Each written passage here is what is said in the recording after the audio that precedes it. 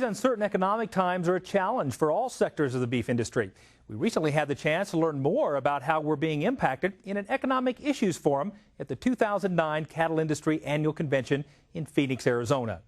Most people think they should be moving things that are either cheaper or things that are healthier, but that's not the case. We're moving to things that are easier. Some of the top growing foods in this country are things like pizza, yogurt, frozen entrees, things that are already prepared, things where there's no work except just eating. Every food manufacturer, everybody who's involved in the food process, their future lies in making my life easier. That's the only reason you're in business, is to make my life easier. Because if you're not in that business, then the other business is, can you make it cheaper? And most people don't want to go down that path. They want to make life easier. The NPD Group is a consumer marketing research firm that studies what people eat.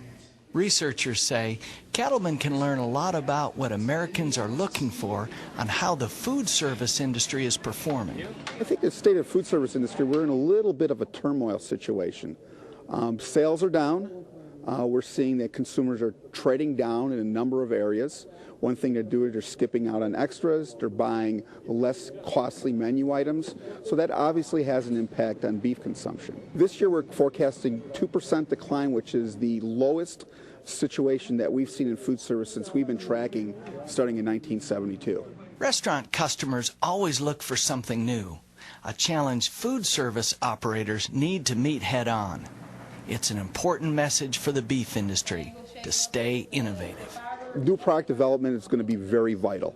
And the reason is because consumers are continually looking for new items on the menu, and beef has to follow suit. The beef checkoff has done a wonderful job with some of the value cuts. I mean, if you look at the Denver cut, you look at the flat iron steaks, which have been doing very well, especially in this environment where consumers and food service operators are looking for value. These are right on target. Paulak sees huge potential for the beef industry in the breakfast market. And whether it's breakfast or dinner, consumers say they're concerned about the healthfulness of what they're eating. Healthy food today is different than it was a generation ago. A generation ago, it was all about avoiding harmful substances, avoiding the fat, avoiding the cholesterol, avoiding the caffeine, the sugar in your food. Somewhere along the line that changed, and it became, let's add good things to our diet. Let's add antioxidants, omega-3, dietary fibers, probiotics. So there's been a 180-degree shift for removing harmful substances to adding good-for-you substances in our diet. But the more important thing is that health is always changing. It's not a constant. Eating habits are constantly changing.